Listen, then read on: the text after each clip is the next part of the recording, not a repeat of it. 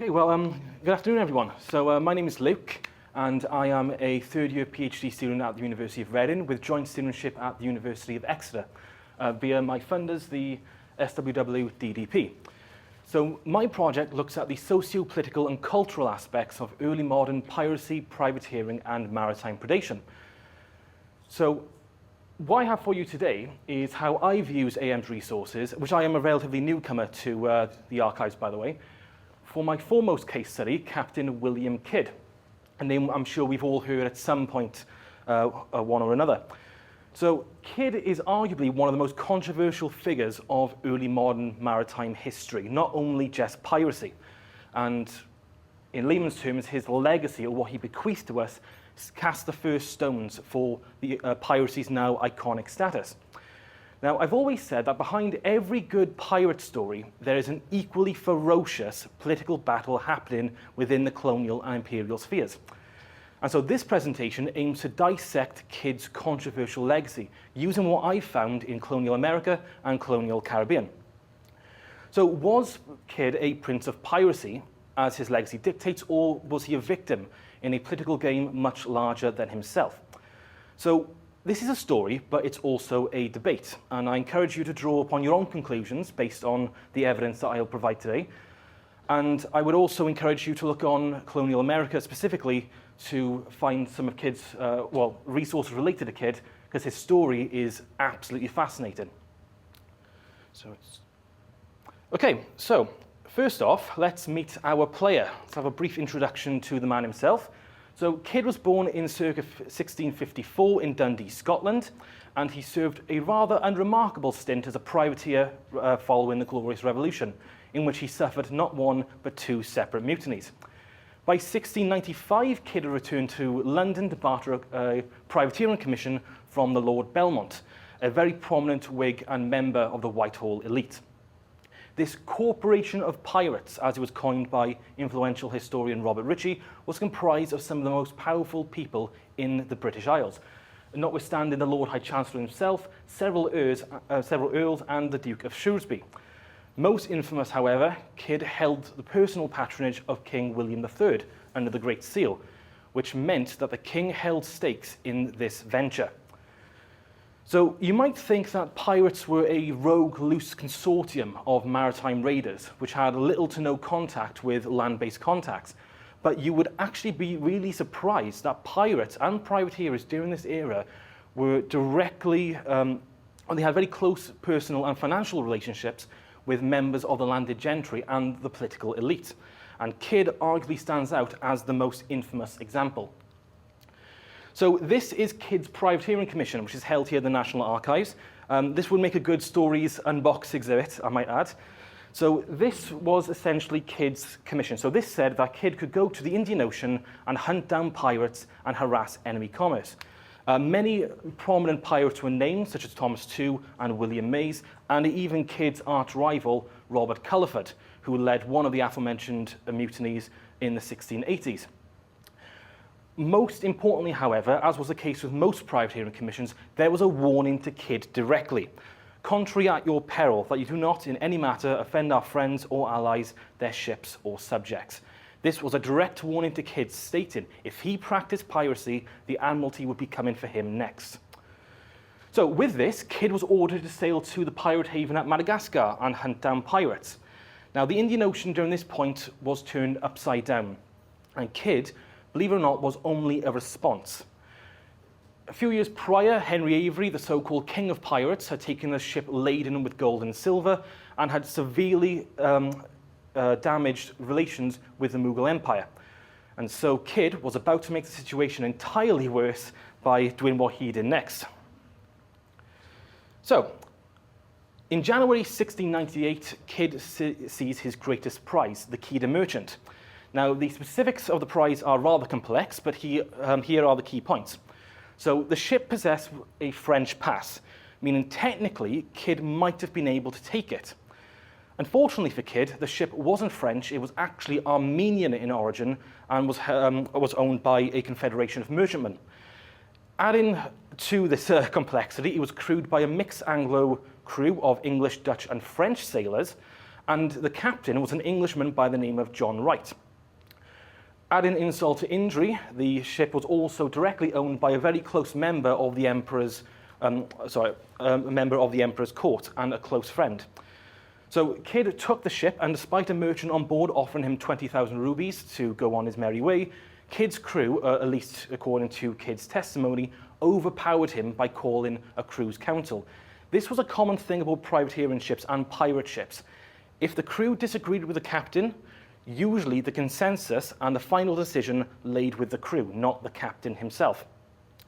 So the Kidd merchant would prove to be Kidd's greatest success and his ultimate undoing. So also by 1698, Kidd's chief financier, the Lord Belmont, had been appointed the governor of New York, ousting previous and controversial governor Benjamin Fletcher.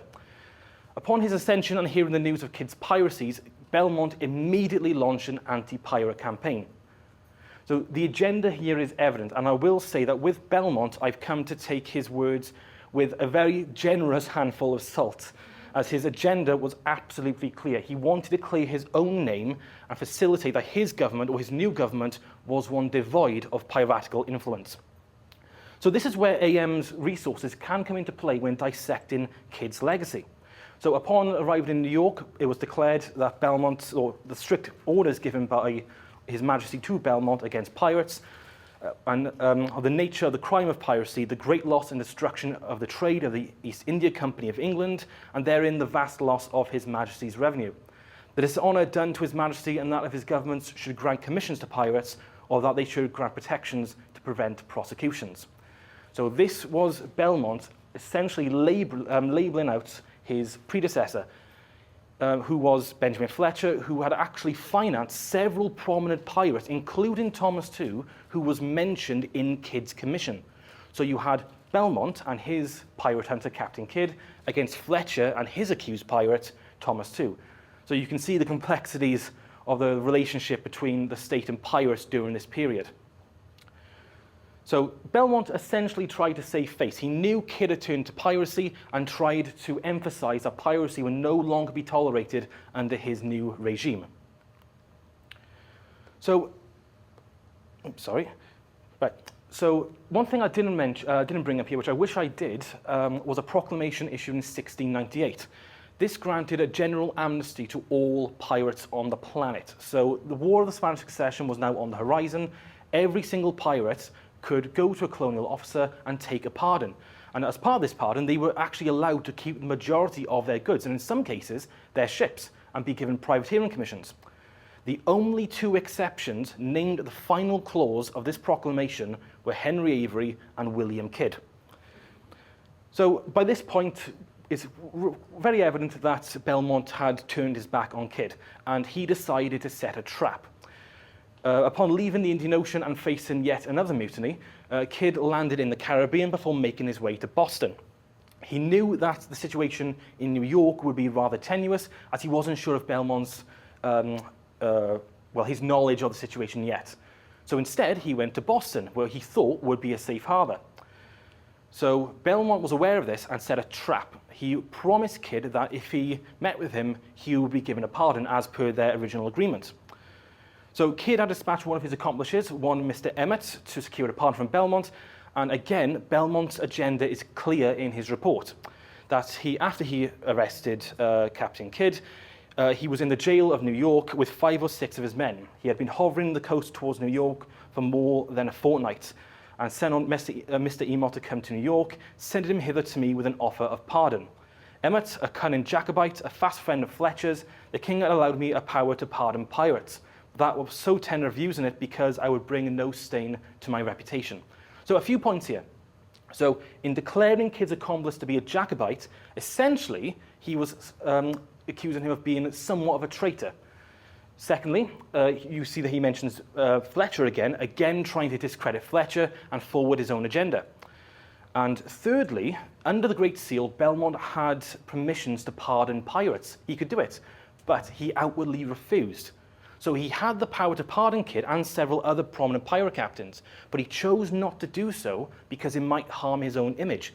But conversely, another thing I found in AM's records that Belmont held private meetings with Adam Baldridge, a very notorious pirate who at one point was a de facto leader of a pirate fortification in Madagascar.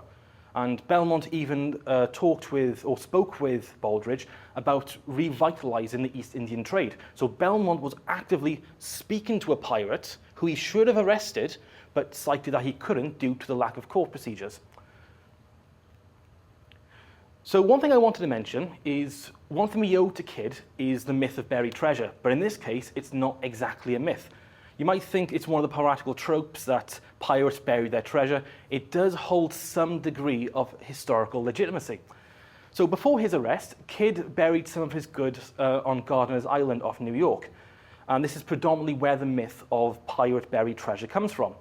Now you'll notice that not all treasure is silver and gold, as there was precious stones, several pieces of silk, cloves, nutmegs, mixed spices, books of white calico, and pieces of flowered silk. So these were all prestigious East Indian goods. But not only this, Kidd had dispatched, let's call them gifts, to prominent citizens in Boston and New York. The records show that these were gold coins, jewels, necklaces, that kind of thing.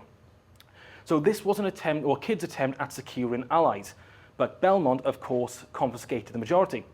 Another thing that I forgot to mention, or I didn't show on the slide, is that on Adam Matthews, you can actually find a letter written from Kidd's wife, when she attested she had no knowledge of the location of the remaining portion of his treasure. Kidd was even suspected to have been tortured in New York to ascertain his whereabouts, but he refused to budge. He even said to Belmont, if you let me go, I will take you to where I've hidden my treasure, but Belmont wasn't buying it. Never trust a pirate. So, this is, believe it or not, one of the most important documents in early modern pirate history, and it's available to see on Adam Matthew. Most importantly, this little piece of paper went missing for over 200 years. So this is the Quai des Merchants French pass, as I mentioned before. And supposedly this was sent to England by Belmont. So it was dispatched to Secretary James Vernon, and it was signed by the French EIC chief Francois Martin. So this was lost for 200 years, despite having been sent to England to aid in Kidd's defense. It was actually found in the National Archives, suspiciously misfiled in the Boards of Trade by American researcher Ralph Payne in 1901. So was this document deliberately withheld from Kidd? Scholarly consensus dictates that they were, and this is the mindset I share. This document would not have saved Kidd, but it would have aided in his defense. It was perhaps the most important document Kidd could have had at his disposal. So back to Belmont. We know for a fact that the passes were delivered to England, and Belmont himself states he had dispatched the French papers in the parcel to Whitehall. So if Belmont did send them to England, then the question remains, what happened to them? Who hid them? So they weren't destroyed, which is curious. They were suspiciously misfiled. They were misplaced. And when Kidd was languished for 2 years in Newgate prison trying to formulate a defense, he repeatedly asked for these passes, but the consensus was they were nowhere to be found. I agree with Robert Ritchie on the previous slide that, like all likelihood, Vernon and the Whitehall elite had kept them from Kidd and placed them God knows where until they were found 200 years later. So, passes or not, Kidd was doomed. No matter of defense could have saved him. The establishment wanted to make an example of him as a warning to other pirates. Essentially, they did not have Henry Avery, but they did have William Kidd. They couldn't get both of them, but they had the one. Now, keep in mind that Kidd had the potential to be far worse than Avery ever was if he wasn't caught. Unlike Avery, who was a freelancer, who held a dubious commission that he had supposedly written himself, Kidd was directly financed by Whitehall, the Admiralty, and the King. So there was no saving Captain Kidd in this regard. 6 indictments were brought against Kidd, spanning 4 separate trials, 1 for murder, and Kidd was found guilty and hanged on the 23rd of May, 1701. Now, in death, Kidd suffered 2 humiliations.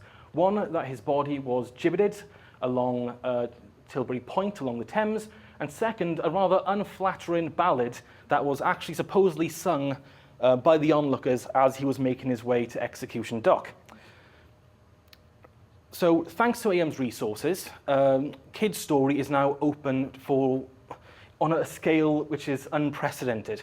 Records in colonial Caribbean, colonial America, and I've recently been looking at the Life at Sea collection, and despite only being on there for about an hour, I've already found hundreds of documents that I can't wait to get my hands on.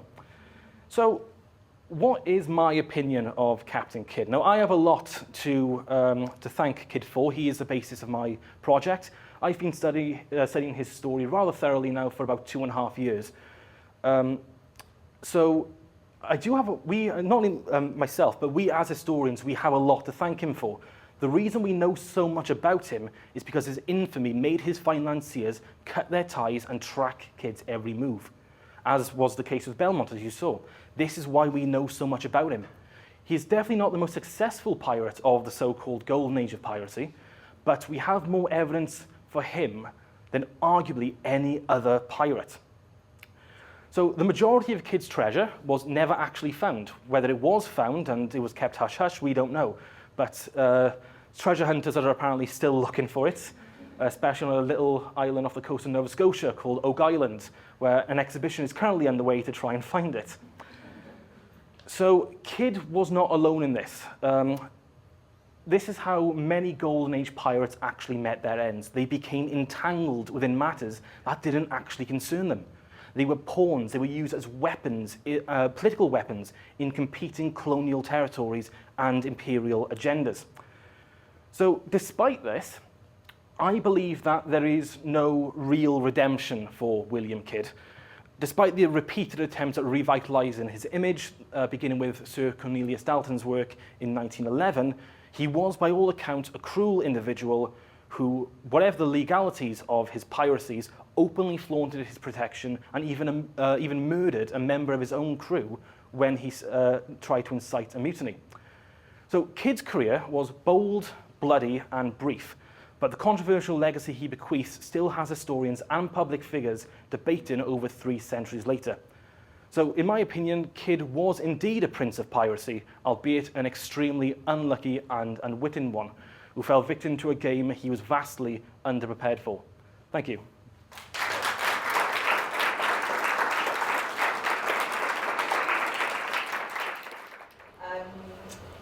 So, yeah, from AM's point of view, it's like just the most thrilling thing ever. Your work and how, our resources have been really useful for you, so thank you for that. But what I really want to know is how on earth, what on earth made you look in colonial America for this content? And did you know it was going to be there? And you already established its existence, or were you kind of acting on a whim? A little bit of both. So a few years ago, I read Robert Ritchie's Captain Kidd and the War Against the Pirates. That was one of the first major sources I came across, and that kind of cemented that Captain Kidd is the ideal case study for my project.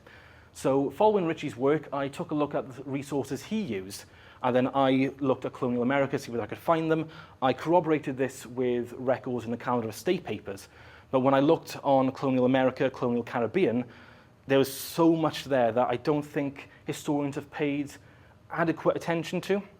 So the facets of Kidd's story are largely unknown. We basically know him for 2 reasons. One, his rather unconventional name, and 2, the legacy of buried treasure. But what I wanted to get was what was behind that, if that makes sense. I wanted to know the real story. So going through the colonial office records, I made a note to myself, always keep an eye out for agendas. Whoever is writing these, they always had their own personal ambitions in mind. For example, if you go into colonial America, I guarantee that when it comes to piracy, the one word you will see over and over and over again is infested. Because this is a language they use. By using the word, the phrases, the sea is infested with pirates, our town is infested with pirates, it's trying to grab Whitehall's attention. So Adam Matthews' resources have been not only good for seeing Kidd's story, but also seeing how these different individuals wrote about piracy. There are stark contrasts. There was no universal definition of piracy, it was all subjective. And this is something I think going into the future, historians will pay vastly more attention to now that these resources are available to a much wider audience. I hope that answers your question. Thanks. Yeah. That was amazing, thank you. How far into your project were you? You mentioned you're in your third year. Have you started writing your kind of final thing? Like, whereabouts are you up to? So I might have misspoke there. I'm in my writer period now. So thankfully, because I did some placements, one was here actually. My submission date is now August 2025. So I've done quite a lot. So I've done 2 chapters that I'm currently in the process of just going through. I'm about 4,000 words over, so I need to cut something. 1 chapter has already been completed. I'm working, I'll be starting a new chapter, a shorter chapter, later on this month in early November, which we're going to be looking at HCA 32 records, which is never before seen, so fingers crossed. And one thing I think you'll be rather interested with, my final chapter, which I cannot wait to get started, I saved the best till last, was I'll be looking at colonial ballads and sailor fictions. So Kid will come back to play there, especially this nasty little piece of slander. Because compared to Henry Avery, who was regarded as a king of pirates who established a kingdom in Madagascar, according to contemporary chroniclers, Kid was just sent to hell, apparently. So he got the short end of the stick. So I'll be looking at the contrast in that chapter between these different pirates, depending on region, nationality, and patriotism. As long as they were privateers, they did actually hold a higher degree of respect than rogue pirates. So that's another thing I'll be looking at in the final chapter. This might be a difficult question because I'm obviously I'm not an academic, but there's so much information that's available to you when you do research. Is that a similar challenge to the one that you might be a bit too young to know? It's sort of about pre-digitalisation, having to go through so much paper. Are there different challenges with having just a vast amount of content compared to having to really work hard on lots of little bits of content you can read around yourself? Oh, absolutely. When I started my project, I was starting more on secondary sources. And my first draft for my 3rd chapter, there was far more secondary source material than primary source material. So I made an objective to really delve deep into the primary sources and use them as a basis for future chapters. Unfortunately, then, the next piece of critique I got was I was using too much primary sources and too little secondary literature. So that's why I've brought about 3 books with me to read on the train. So there is a danger of having too much, but I think that's a lot better than having too little. So I am going to have to cut quite a lot of information from my thesis, but I'll never get rid of it. I'll keep it aside. I already have fingers crossed, a book deal within the next couple of years. So I'll be returning to all this then. So it's not going anywhere. It's on my hard drive.